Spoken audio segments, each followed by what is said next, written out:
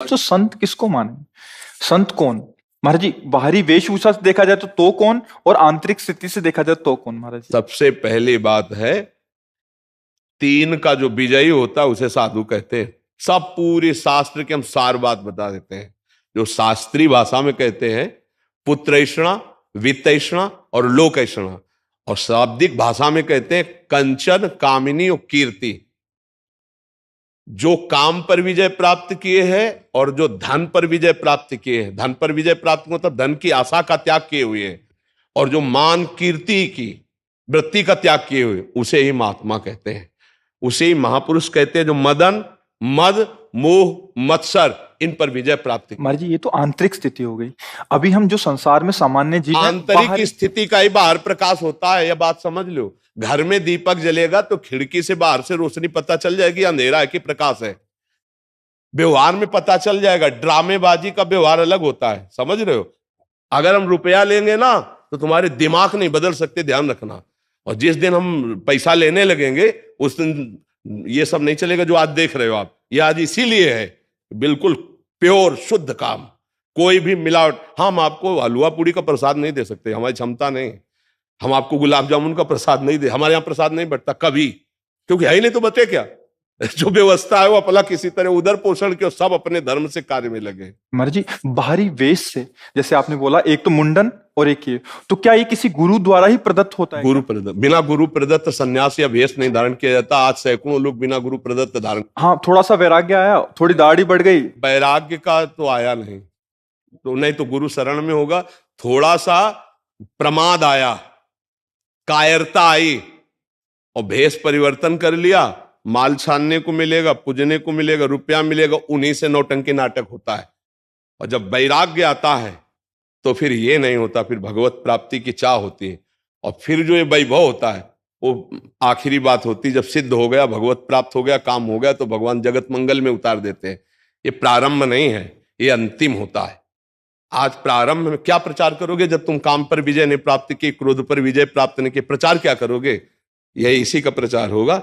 रुपया होगा, प्रणाम होगा, नमस्कार होगा, भोग सामग्री, इसीलिए सबके दिमाग में भर गया। तो क्या होता है कि आजकल अर्थ की इतनी मांग हो रही, हर जगह अर्थ ही अर्थ है। सत्संग है तो अर्थ है, भागवत है तो अर्थ है, कोई प्रोग्राम है तो अर्थ है, मतलब जहां देखो अर्थ है।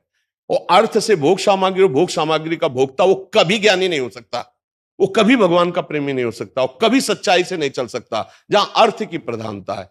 और अर्थ की प्रधानता, इसीलिए लोगों के दिमाग में बात बैठ गई है कि ये सब धंधा है, क्योंकि इसको धंधा बनाया जा रहा है। तो इसीलिए लोगों को ये लगता है कि ये सब फ्रॉडगिरी है। ये सब नहीं, भरोसो दृढ़ इन चरणन के रो। कभी भी संत महात्माओं ने अपने वचनों को नहीं बेचा है। ये जीवन की धरोहर है, कल जगत कल्याण के लिए कि बेचने के लिए है। महाराज जी एक और प्रश्न है, ये तो हो गया एक। महाराज जी आज देख रहे हैं कि कोई भी किसी को भी बाबा जी बोलता रहता है। वो पैंट शर्ट डाला है, वो कुर्ता पजामा डाला है, हाँ, क्या है कि उनकी मर्यादाओं को तो जानते नहीं है। संत किसी के आगे भी लगा है, हमारे यहां दिखाई देता है, कभी पैंट शर्ट में होते हो, कभी पूरे संत भगवा ऐसे धारण किए होते। ये सब नौटंकी नाटक संतों में नहीं होता प्रभु। एक गुरु मर्यादा होती है। जो गुरु ने लंगोटी लगा दी, जो गुरु ने भेष दिया, वो आजीवन उसको निर्वाह किया जाता। संत उसमें लंगोटी धारण करेगा? अरे बिना लंगोटी का कौपी नवंता खलु भाग्यवंता, संत की स्थिति ऐसे। अच्छा, गृहस्थ में जो संत होते हैं वो अपनी मर्यादा से होते हैं। पैजामा कुर्ता पहने, कंठी है, तिलक है, नाम जप है, वो अपनी मर्यादा से रहते हैं। तो जो मर्यादा आचार्य परंपरा से बनी उसका त्याग किए हुए जानते ही नहीं।